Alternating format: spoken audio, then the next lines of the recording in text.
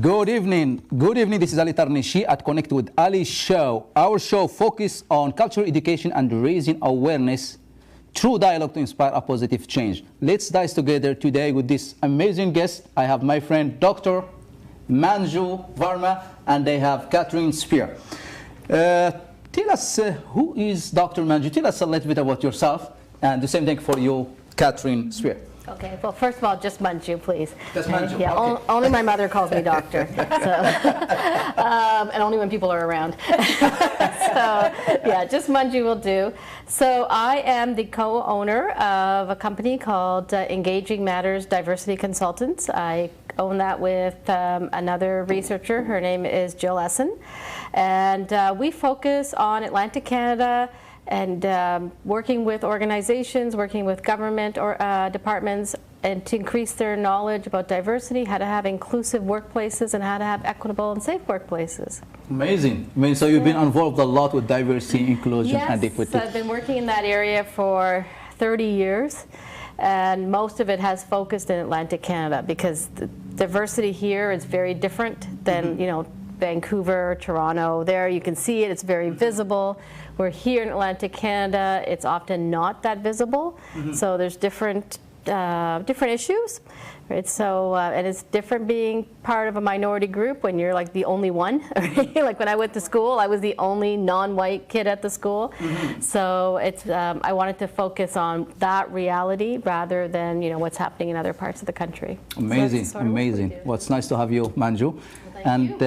I have my friend Catherine Spear. Tell us a little bit about who is Catherine Spear. Yeah, so I'm the owner of Thermography Clinic, New Brunswick. NB, and I have clinics all across the Atlantic provinces. So I just started the business about 1.5 years ago after spending 19 years in the corporate business world. Amazing. So I opened up the business. People often ask me quickly, you know, as to why I've started thermography and left a you know, very good paying corporate job. But I like to say it was my mess to message, right? So through my own health issues and being able to use thermography, I fell in love with the tool and wanted to bring it to the Atlantic Canadian population as well too. Amazing. So thank you for having me here tonight, and it's a pleasure to meet you as well too. Thank you. Nice to have you as well. So let's dive together and let's ask the question: what does diversity mean to you? I can't wait to hear, because I'm sitting here feeling so blessed that I get to be with both of you here tonight as well too. Diversity, and we hear diversity so much, but diversity means so many different things to different people. It does. Yeah. So anybody can. Well, I think it's very simple, actually. Like, you're right, there's so many different kinds of diversity, and it can be a bit overwhelming, but the concept is extremely simple in that it just means different perspectives, different ways of being, and you know, different realities, different histories. So just that's all it means, like a mix. So it's not complicated. It shouldn't be complicated. I think all of the emotions or all of the fears that go with diversity are complicated, but not the actual essence of the definition. It's definitely 100%. It should be simple and easy. Now everybody wants to talk about diversity. They feel like, oh, this is like a hard topic to talk about. You know, I should say. Well, it's the three of us sitting here. It's a very diverse group. Exactly. Right? It's simple. Absolutely. So. And you know, you can even, you know, when I used to try to explain this too, because being in the corporate world and working with all kinds of people all across the world, I was very blessed that I got to meet so many people.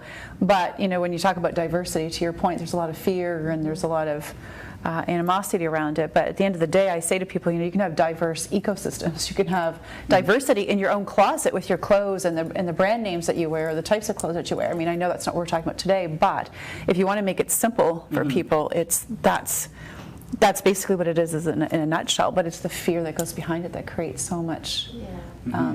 I think we've done, you know, we haven't done a very good job of explaining what diversity means. I think in some ways we've created this us versus them, so that when we talk about racial diversity, we often talk about, you know, visible minority groups, indigenous people, but we leave out the whole, you know, that whole dominant population of white people. And so by doing that, we've made it sound like diversity is just for a certain group of people and not for everybody. And that's been extremely problematic. That's a good point, Manju and Catherine. And that, Yeah, it's just bring us like, because it's going along with what you are sharing. Diversity is a fact, and inclusion is the choice. That's right. Diversity is a fact, and inclusion is the choice. And for you as well, audience, like if you can leave your comment and say diversity is a fact and inclusion is the choice. What do you think about that statement? I love that statement because it absolutely is a choice. You can have diverse work groups, and I'm just going to talk because I've had 19 years in the corporate business world, but you can, as a corporation, you can decide that you're going to add diversity to it, but are you going to be specific about the diversity so that you actually can make sound decisions going forward, or is it going to be a blanket statement that, you know, we're adding diversity to our upper management? Well, how about we say we're going to add additional women and other groups, very specific groups, if that's what you're doing, because then you can get very specific on the strategy and about the inclusion and about the equity.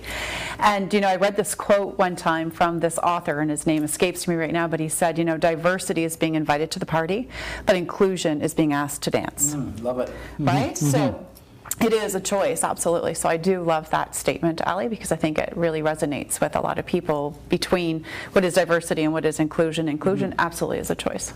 I love that about diversity is about part of the team, and about invited to the party, and inclusion about invited to the dance. Right. And that's really include who is there. Absolutely.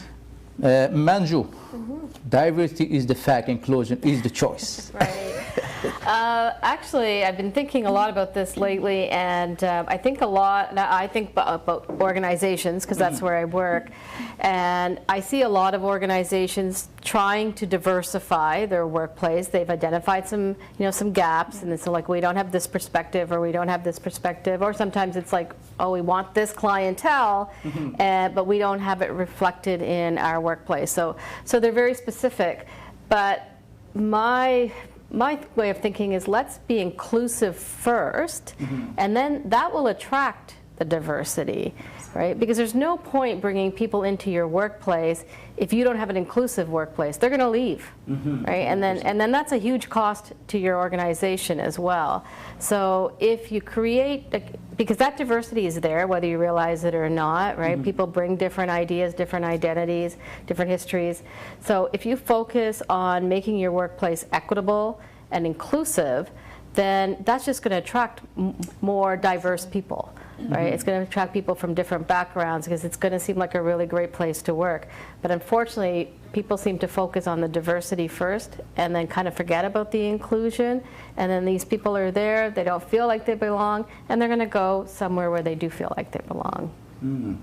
Amazing. So it's almost like a paradigm shift needs to happen. Yeah, From, exactly. you know, because I go back to my old corporate days as well too, and you're absolutely right. Yeah. You take this approach from a diversity perspective, and then you're making sure that you have all the checks and balances for the other two. Right. Yes. But much harder to get to. Yeah, makes perfect sense. And you could have a completely diverse, like a visibly diverse workplace, but that doesn't mean they're not homophobic, Right. or it doesn't mean that they're not tolerant of people with disabilities.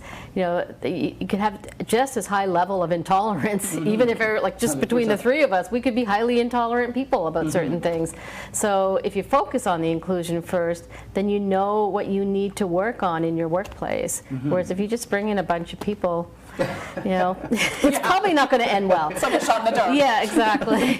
Exactly. I'm just bringing a bunch of people just so I can look. I'm diverse group, exactly. but So you we can don't look really, good. you don't really make them feel like they belong. We don't give them what really they deserve, or that respect that they deserve, just to show the world that there is diversity. right, yeah. But probably everyone will leave. I really like the point both of you share. We have to focus first on inclusion, and diversity will come, because either we want it or not, diversity is a fact. It's there. Absolutely. Exactly. And I like what you shared as well, like Catherine, about specific.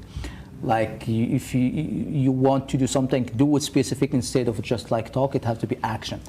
Absolutely. And the action speak louder than word. And if we all take action from our aspect, from where we are, we make a change, and that's what we want. Absolutely. And this type of conversation, just creating that change. And in your opinion, that just brings us to the third question. In your opinion, what is the most challenging aspect of working in a diverse environment?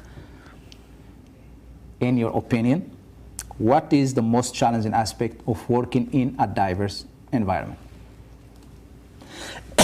Excuse me. That's a good question. Yes. I have to ponder on that one. I can only answer it from a minority point of view because I've never been in a workplace where I'm the majority, whether it's majority gender or sexual orientation. I guess sexual orientation, yes, but that would be about it. So I don't think there's anything challenging about working in a diverse workplace. You know, it's what it is, and it's no more challenging than working in a high-tech workplace or in a deadline-driven workplace. It's the reality of your workplace, and you have to develop strategies to be able to make it work, regardless of what it is. So I don't think that diversity in itself is a special case. Yeah, thank you very much. I would have to agree with that because you stumped me with that question. I would have to agree with that. I think that where the challenge comes is ensuring that there's inclusion and equity. I don't necessarily think it's with the diversity itself. Yeah. I agree 100%. The reason I share that a diverse environment, because sometimes when there is like different people from different background, different culture and different thing, it could be sometimes just like the matter of listening and understanding the cultural background and stuff like that. That sometimes may stand as a way of how to deal with each one. Like for instance, when I'm coming from Morocco, when back home in Morocco, if you talk to elderly or to people that older than you and you look them in the eye, it's considered disrespect. Here in Canada, if you look at people in the eye when you talk to them, it's considered disrespect. So you have to look at them in the eye to show respect, to show that they can trust you and you are telling the truth. So when I come to Canada, like I was having a hard time because like back home, I shouldn't look at people in the eye. Here, I have to look at people in the eye. That's a huge learning lesson. So it's sometimes like those challenges that sometimes even at school, like somebody that's coming from a different country and the teacher talking to them and they are looking like down, the teacher will think they are like disrespecting her and stuff like that. So, but when we know really where each one background and stuff like that, that might create some kind of understanding and listening to them and stuff like that. But I think that's what, that's what's key though too, Ali. I mean, I can get on my little soapbox about people because I love people, I always have. And I fully believe that, we all bleed the same and we all have the same heartbeat, we all have the same emotions, we all have the same fears. Sometimes, our experiences may be different in life, but you know what, we're all born the exact same way, right? 100%. And so we're all together, and I believe fully that we are one, and I'm very passionate about that. But I think you hit it on the head when you said about, when you were sharing the example. So how do we start, ensuring that in workplaces that people understand that, right? Whether it's workplaces or it's in community groups, but understanding the culture. And, my previous career, having to travel across the world, that was very key for me in understanding what people's backgrounds were, because different people reacted in different ways. Regardless of timelines or not, they reacted in different ways. And every country I worked in, it was absolutely different. So I always used to have little file folders as I was learning, right, to understand what their culture was. So you had a competency there, right? And that's probably what made you successful. Whereas, so I think we need to take it off of the shoulders of someone who comes and says, I don't know whether to look in someone's eyes or not, and put it on the shoulders of the managers, of the teachers, to say, this is a competency that you need to develop, in that you need to understand that there are different people, they come from different places, and if you're going to be really good at what you do, whether you're a manager, whether you're in the corporate world, whether you're a teacher, whatever, then you need to be good at that particular skill. And it's not the child that needs to be good to figure things out, it's the person in charge. And I think often we put it on the person, the newcomer, whether it's a child, whether it's an immigrant, to try to figure that out. Well, really, it should be on us, right? Absolutely. 100%, 100%. Sometimes too, as it's a mutual. Like sometimes as immigrant or as like Canadian, that's why I like the principle of having an immigrant and Canadian. It's just so we can get to understand what D.I.C.E mean from both perspectives. And as immigrant too, like I said we, because I'm as an immigrant, the majority, and we need to understand the culture. We need to understand the Canadian culture. We do the same thing for the Canadian, and you hit the right point, Amanju, when you said that's the manager, because a good manager can see the best in others. A good teacher can see the best in children, because they understand, they can read what is behind the line and can really get the best in others. And that's really a good point. And any point to add before we move to the to the next question? I know we have like a short time to discuss. I know it's really intense topic that really need an open conversation, but we are just shedding the light just to have that, make diversity as we share, to be an easy topic to talk about. It hasn't to be like, oh, I have to be like, I'm afraid to say something to hurt other people feeling, but open conversation to inspire positive change. Absolutely. And that just will bring us to the next question. Okay. How can we foster the cross-cultural communication at an early age? How can we foster the cross-cultural communication at an early age? I think it starts with children. I mean, obviously, right? It really does.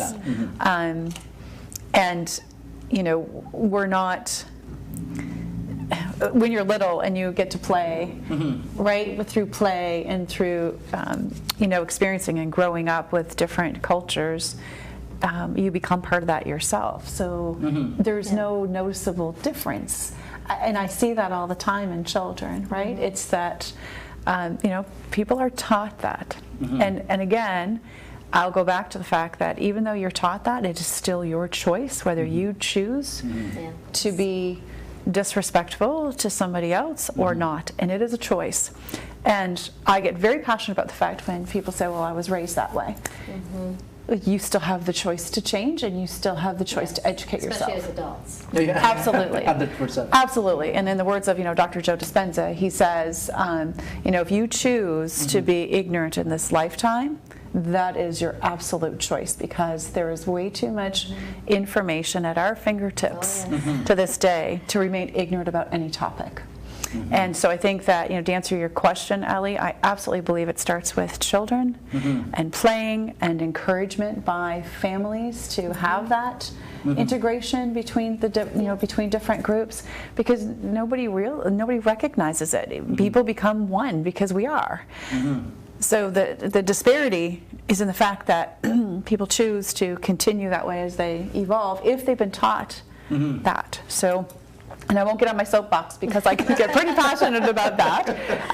But yeah, absolutely, it starts with the children and you know, even in schools. So again, I'm going to date myself, but going back, I remember when children needed additional help from the teachers, right? So I know we're talking about different groups, but also the disability groups and things of that nature.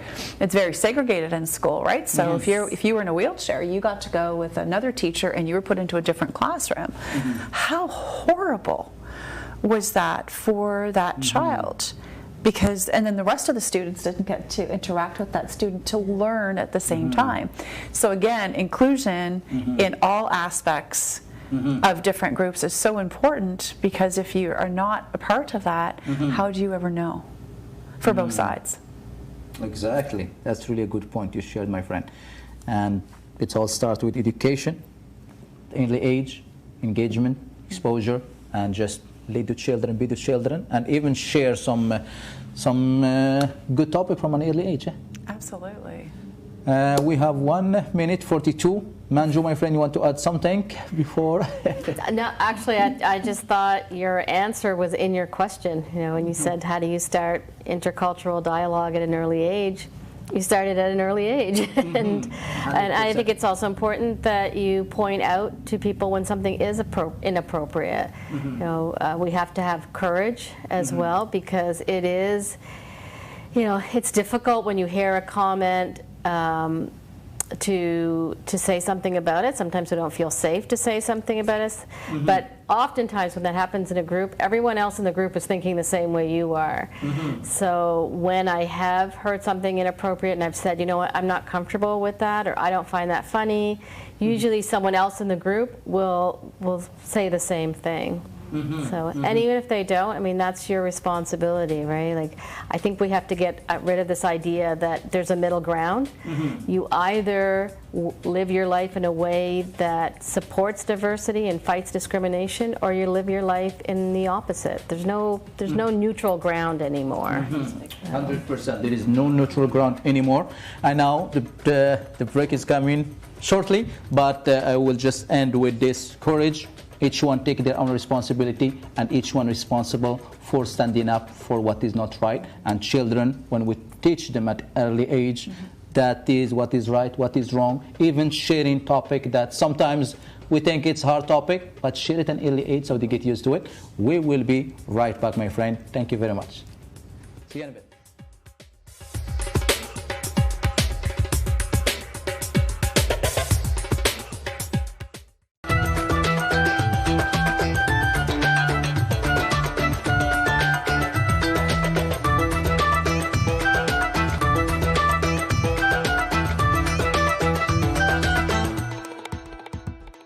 This is Ali Tarnishi at Connect with Ali show, and we're just continuing about our topic: diversity, inclusion, equity, and community, and with this amazing guest, Manju and Catherine. So we were talking about like all those, like how to foster the cross-cultural, and was really some good thought idea was shared. So that just brings us to the next question: effort to foster diversity without equitable practices and intentional inclusion will mostly fall short. What do you think of that? Effort to foster diversity without equitable practices and intentional inclusion will always fall short. What's your thought of that? Like, we could talk about diversity as much as we want. I think we talked about that a little earlier, right? That you can have diversity, but if it's not followed up with inclusion and equity, then it's not going to work. And there's this great cartoon. It's been around a long time, so you've probably both seen it. But it's three children watching. They're standing at a fence and they're watching a baseball game. And one child is tall and he can see the whole game. And then the second child, she can just see over the fence, like she's kind of peeking. And the third child's in a wheelchair and can't see the game at all. And all he can see is the fence.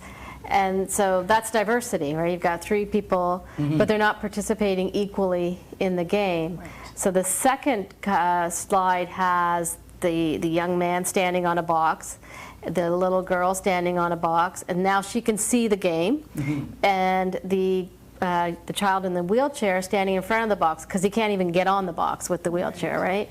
And that's equality. They all got the same box, but it can't help everybody. And then the third cartoon, which is the last cartoon, the last cartoon is the tall kid gives his box to the second child, so she can really see now. She can participate in the game. But the child in the wheelchair, he has a ramp. So he can see now too because he can use the ramp.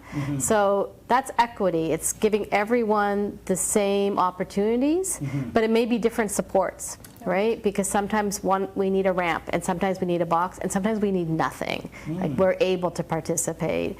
So, you know, diversity is all of them standing there. Equality is all of them getting the same support, but it's not helpful to everybody. And then equity is everyone getting the supports that they need, which is very different. Right? And then they can all participate. Really yeah, nice. You can Google it. Explain it really. Absolutely. You can Google it. It's very simple to find. I will look it up, definitely. Type in equity fence or something like that, and it'll pop up. Well, and it's a great visual because, you know, human beings, most of us learn visually, right? Yes, so it's a great visual, and you can really understand, and you can put yourself in the position of all those three people that you just spoke about, too. So we do that at work all the time. Like, for example, in New Brunswick, language training is very important because to know both official languages is, you know, really helps you move up in your career, especially in the government. And so if you think of language training as a support, so you've got this one child who's bilingual. He grew up with bilingual parents, doesn't need language training. And then the second person, well, she needs lots of language training, so you give her, you know, his share, right? But the third person, maybe there's an issue with language, like they have some sort of disability where they can't learn a language, a different language. So now let's try something different so that they can also enhance their career and move up in their career. And that's a lot of work. You know, you really have to be committed to that. So it's just so much easier to say, okay, everybody gets language training. or everybody gets that box. And if you can use it, great, and if you can't, well, that's too bad. You know, you're not trying hard enough. So it's it's more work, but it's worth it. You know? 100%.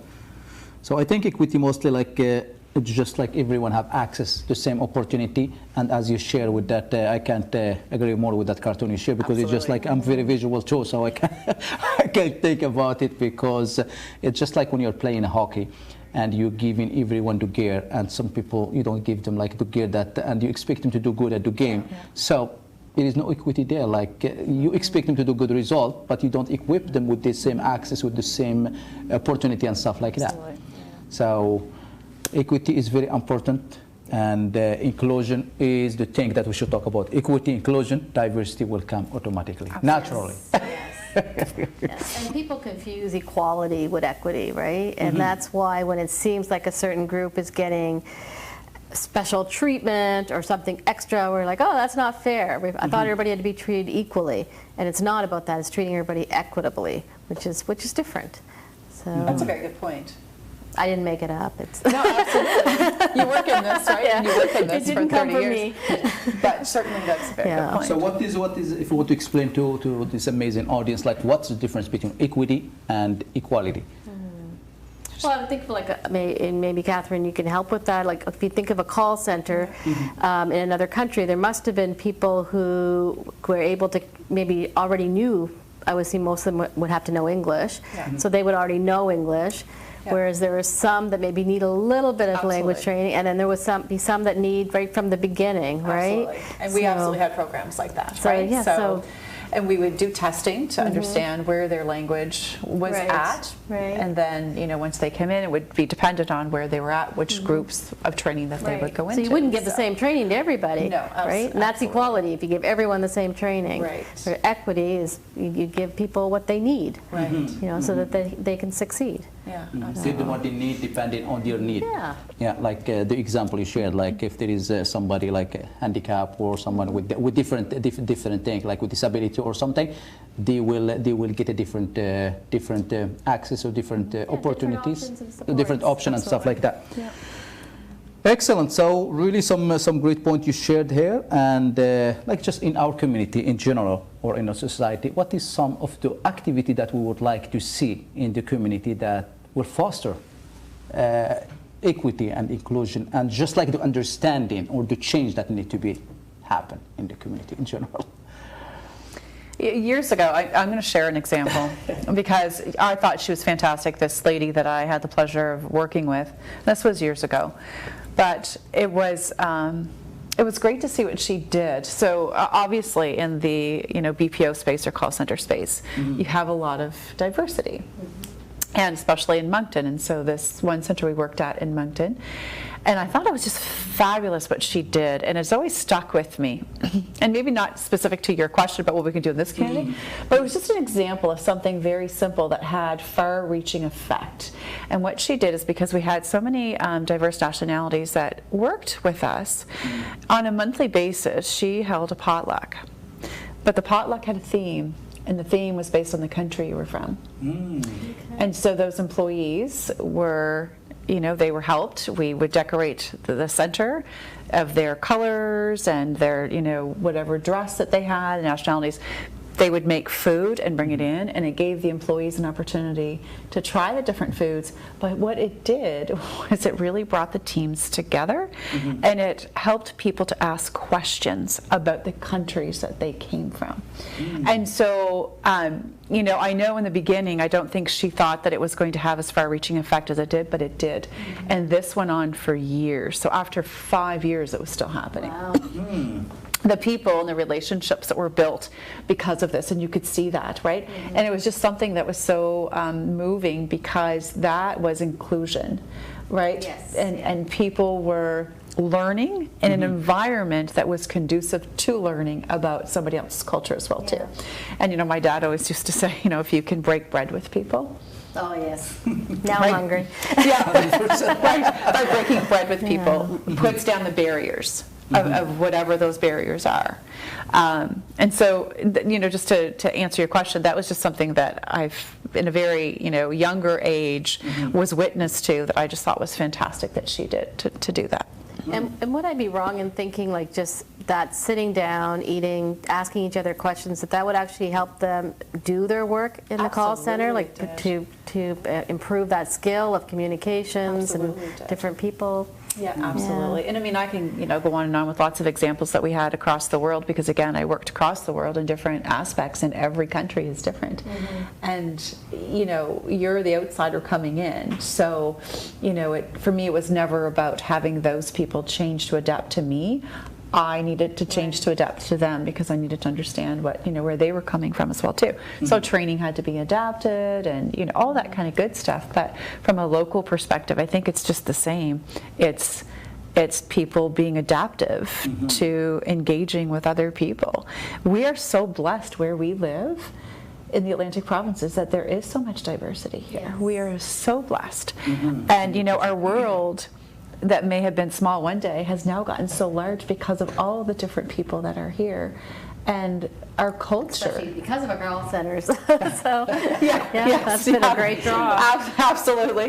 But it's created a whole new world for people, and I just I wish that people would take advantage of the opportunity that they have in front of them to be able to learn from these people, because my goodness, the learning that you can have. And people say to me all the time, "Oh, I wish I could travel. I'd like to learn different cultures." Look in your own backyard. 100%. Right? 100%. Just look in the back of that. So it's food and music bring people together. 100%. I really like the potluck you shared about that, and how people really inspire curiosity to make people ask more questions. And I think Diana Tinham, I think she was in the last show, and I think she started a couple of years ago in Salisbury area. And she used to bring people from all the new immigrants from different culture, and each one cook their own dish. Nice. And they just have that conversation and stuff like that. And people that's the human basic need. When you feel you are recognized, when you feel you are respected, when you feel your people accepting your cultural diversity, you just feel like there is no barrier. There is no thing. I can feel who I am. I can feel I am expected, and I feel like I'm well recognized, and I thrive. Absolutely. And that's really amazing. That's even in Mosaic that we had the last couple of years. You just see how people, they are so happy. How people, they are sharing their music, their food, their just everything, everything. I think, though, it is important that we talk about racism as well and discrimination.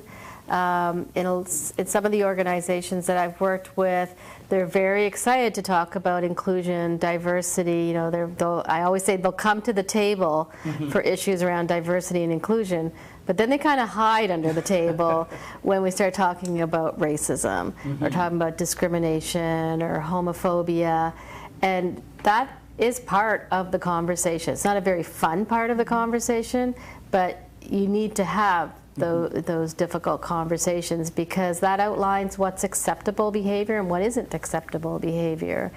And to be clear about that. So sometimes I'll ask organizations, like, do you have an anti-racist policy? And the response, and I've asked schools this as well, and the response I get is, well, we have a zero tolerance for violence, or we have a respect all policy. And I think those are great, but you need to start saying the word racism. You need to start saying the word hate. Those big words. Those big words, yes, because if we don't, then we hide from the conversation. And as we saw tragically just a couple of days ago, that we need to have those conversations. We can't be the happy, shiny Canadians that we want to be all the time. That there are times that we just have to have those conversations. 100%. Thank you for bringing that, because that's the topic that we tend to hide from or try not to talk about it. But if we really don't take action and be the change that we want to see the world, that will keep happening. That will keep happening again and again. And it happened in London, Ontario, just a few days ago. For what? For just hate, racism, fears, and ignorance and lack of education, or call it whatever, and also for the indigenous people, that's 215 children that were found. So it's sad. It is what it is, but it needs to be faced, need to be accepted, and move on. Because if we are not on the same page, we can't move forward. If we don't accept the past, we can't move forward. So let's have those conversations. Let's have those big words: racism, racial discrimination, hate, all that stuff.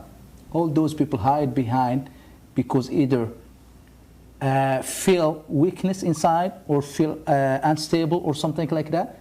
And we shouldn't be afraid to let that control who we are.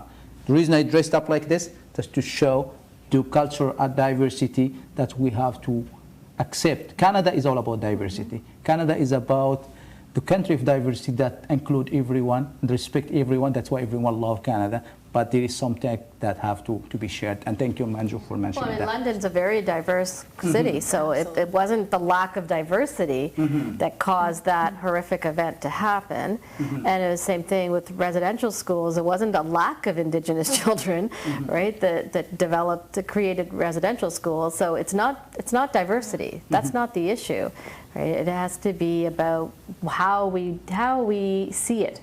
How we value it, and are we busy trying to get rid of it? Are we busy trying to compromise it, or are we going to use it as something that's a tool, that's a competence, that's going to make this place an even better place to be? So, and those are like you pointed out, Captain, those are choices. Absolutely, so. Absolutely. But I think I just want to add to what you said, because it's so true. We do not have those tough conversations. And you see it all the time, and it's a drain on, obviously, mental and emotional well-being. And you see what happens with social media. It can be just a simple topic. Yes. And you see how people respond to other people, and it makes my stomach ill. And it really does. And it's like, oh, wow. But when you really study the human mind and the brain and where people are coming from, when people are attacking other people that way, it's their inner being. It's their inner self that is so disconnected and or fearful or afraid or scared or whatever the emotion you want to be. But to your point, you're absolutely right. We don't have, you hear diversity, inclusion. We do talk a lot about that. But discrimination, racism, and hate, we don't talk about. And it's in front of us every single day. Yes, well, I've been getting calls, like how do I bring up what happened? And well, of course you do. This is a horrible thing that happened. Or I'm going to upset my staff, or how do I have this conversation? And it's just, well, the people who perpetrate hate don't seem to have a problem doing it. So we shouldn't have a problem fighting it, right? We've got to show that courage as well. And I don't know who said that quote, but in order for evil to exist, it's for good people to do nothing. I think it says good men, but I'll say good people to do nothing. And again, back to that, there's no neutral anymore. That's true. Yeah. So I think our break is coming, and we're talking about racism, racial discrimination, and that's really tough topic, and we will get back on the next segment and we'll talk about it. We'll be right back. Thank you very much.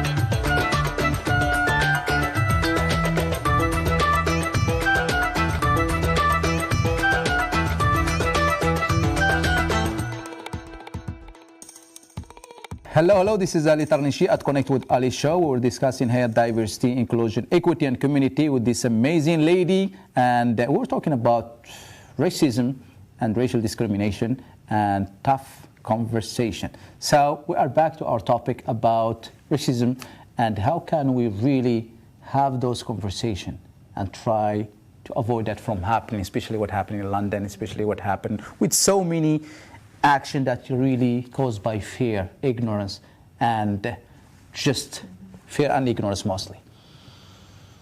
just continue our conversation. How can we really educate ourselves and educate the society about this so it doesn't happen again?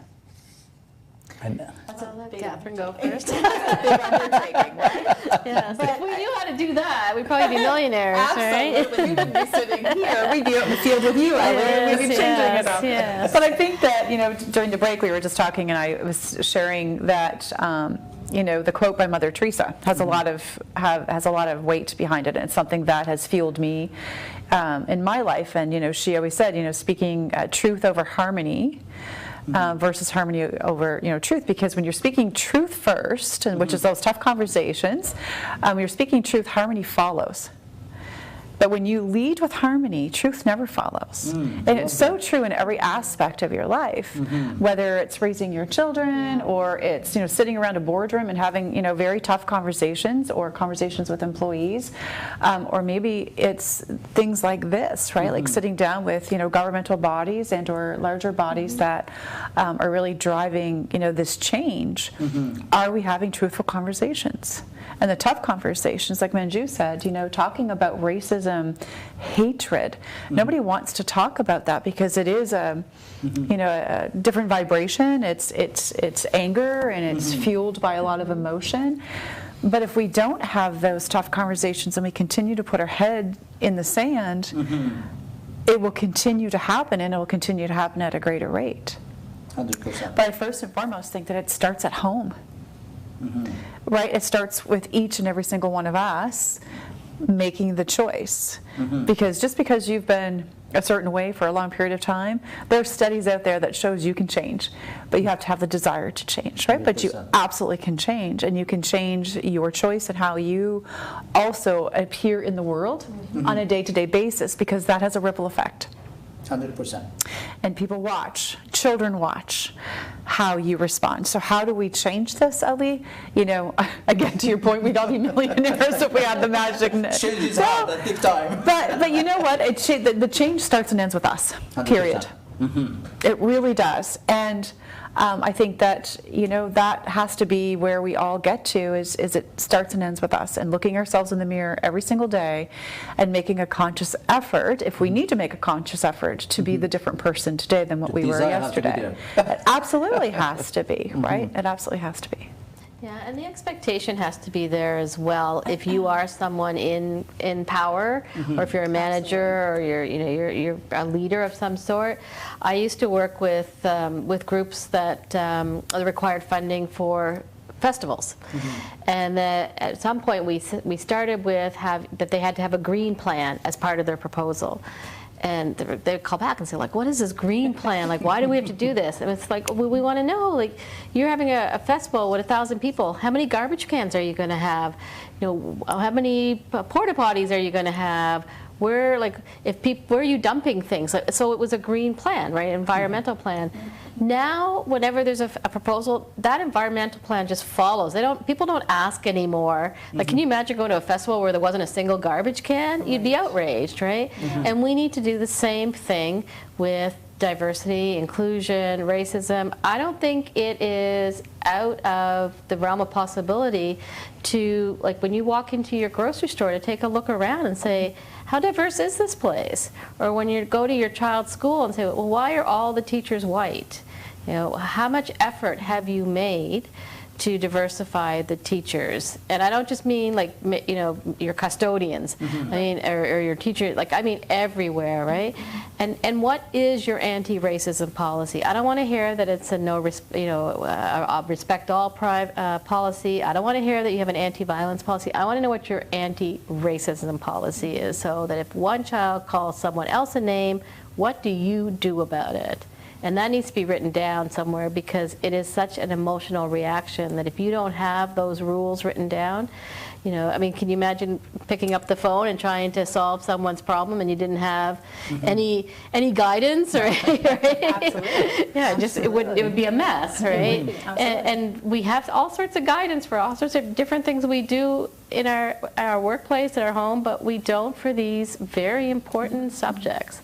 You know, and I think we need to have that accountability. Like, it's time. And then that drives consistency as well. Exactly, and and then people can expect, oh, if I say this in a meeting, well, I can expect to be fired, or I can expect to be suspended, or whatever, and you should expect that. Consequences, so yes, it has to be there in places and so. Nice. So anti-racism policy, it has to be like there, and it has to be like followed, and it has to be like disciplinary action, like that has to be if somebody says something, or somebody do something, and they know most of the company do that. But I really like when you share that it has to be, tell me what is your anti-racism policy, because that's a big thing when people didn't. Yes. Yes, 100%. And if you're having an interview with an organization, I don't think it's out of the realm to say, well, what is your anti-racism policy? I've asked companies that, and oftentimes there isn't one. But that proves your point, though, and what we're talking about tonight, right? And how important that is. Do I want to work here? What is your anti-discrimination? What's your harassment policy? You need to have those things if you're going to say you have a safe working environment. So. No, those are really some good points there you shared, my friend. That's my soapbox. That's okay, I completely get it. But those really good points that people can know, like for interview, they have the right to ask those questions. What is the anti-racism policy? What is the anti-discrimination policy? So you feel you are equipped and you are safe in the environment that you're in. But I think that also goes to communities too, not just places of business, but I think communities need to have the same. Anti-racism policies, and what are we doing? Because we see that happening in our communities all the time. I know the city of Moncton is working on one. They've done a lot of work in the area of both outward facing with clients and within their own staff on inclusion, on having an understanding of the impact of discrimination, a safe workplace, harassment free, and they're working to create anti-racism policies. So in the community as well. Here in Moncton, yes, in the community as well, yeah. That will be really nice. Even like if there is some sign or something that there is like, or if there is even a number or something, if there is like anti-racism or anti-discrimination, call this number and we will treat it, deal with it right away. That will be amazing. And yes, really good point, lady, that we're sharing, and we are part of the change, because change is just start with conversation. Conversation lead to dialogue, and dialogue will lead to change. And instead of always asking why this happening, we are actually, what can we do to make this change? And this part of this conversation to inspire positive change in our community as a diverse community. And for children, like how can we really teach them about racism and discrimination at early age? Like from the house, I know everything starts from the house. And it's... It does, it starts from the house, because if you're not, again, when you're a child, you're not born being a racist. You're not born being discriminatory. 100%. Yeah. I have a 3-year-old grandson, and he's the most loving, kind little soul, and he will hug anybody, right? But his parents also ensure that, you know, Oliver gets to play with different children, and his mom is an educator in childhood, and, you know, in early education, and you know, she works with a lot of diverse groups as well too. So there's inclusion, right? And so again, not just at the home, but what about the daycares? Yeah. Right? Do they have the same types of policies that we're talking, you know, for communities and workplaces? Because again, it's that generation that will continue to come up, and you know, what they're taught at a young age is what then they start to believe, and that happens by the age of 7, and we know that, right? What they're taught by the age of 7, you know, is a very big part of their foundation. So it does start from the time, you know, they're infants in the home, and then in the daycare, or the people that are, you know, to care for them, whether it's a babysitter or what have you. So 100%. As they say, they take a village to raise a child. So we can teach whatever at home, but the daycare as well, and the school and the community, they all complete each other. Absolutely. 100%. And I really agree with you. Like if you put children at the daycare, or you see them playing together, they don't say this is black, this is Muslim, this is Christian, this is Jew. We see them playing together as like, because they are so pure, they are just like a white page. till they start to grow and just like start to see different things. Yeah? Absolutely. But that's because they see those different things, because the policies that you're talking about don't exist in all of those locations, right? And we don't have an expectation that they exist. Right. Yeah. And you know, also when kids do realize difference, I know when I was growing up, if I said, "Oh, why is that person in a wheelchair?" I'd be told to be quiet, like don't say that. Like that person doesn't know they're in a wheelchair, right? So, and we need to start acknowledging difference. And so it's very normal for a child to say, well, why is your skin color different from mine? Right? There's nothing wrong with that. It's when we respond, oh, don't mention that. And then we're giving the impression that something is wrong, something is bad. But instead of just saying, you know, his parents or his family comes from a different part of the world, maybe it was grandparents, it was great-grandparents, who knows, right? You can't tell by skin color how long they've been here. But they, somewhere along the line, they came from a different part of the world, and that's why they look different from you. And that's why you look different from them, right? It's a two-way thing. And or if that child is in a wheelchair, well, there's a reason they're in a wheelchair. It's because they aren't able to use their legs. It's not a judgment. It's not. But if you say, "Oh, well, don't mention that," pretend like you don't see that wheelchair. Well, now you're putting a judgment on it, right? That there's something bad that you have to ignore. So, and we do that a lot with kids. We do. Yeah. We absolutely do. And yet, children. You know, you could envision what would happen if a child went up to another child that was in a wheelchair. It's so innocent, and the innocence is asking. They would ask the question, "What happened to you?" Whereas, as you said, parents would be, "Oh my gosh, you know, don't say that."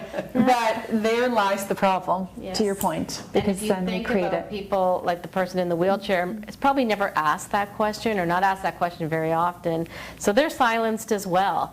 So just to have that opportunity to say, "This is who I am, and this is what happened," or you know, whatever their story is, it gives them a chance to share that story, rather, because we're silencing both at that point, right? We're silencing the kid that's asking the question, and we're silencing the person that's being asked about.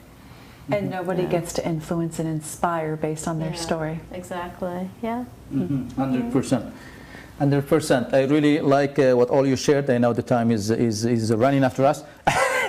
But for children, really, sometimes, like, that's a good point, Manju, because when you tell the children, don't mention that, without realizing that's a way of judgment. That's a way of children growing up and shutting themselves out without talking about. They might see something that's not really acceptable, hate action or something, and said, don't mention it. And everyone closed their eyes. Who is going to speak about it?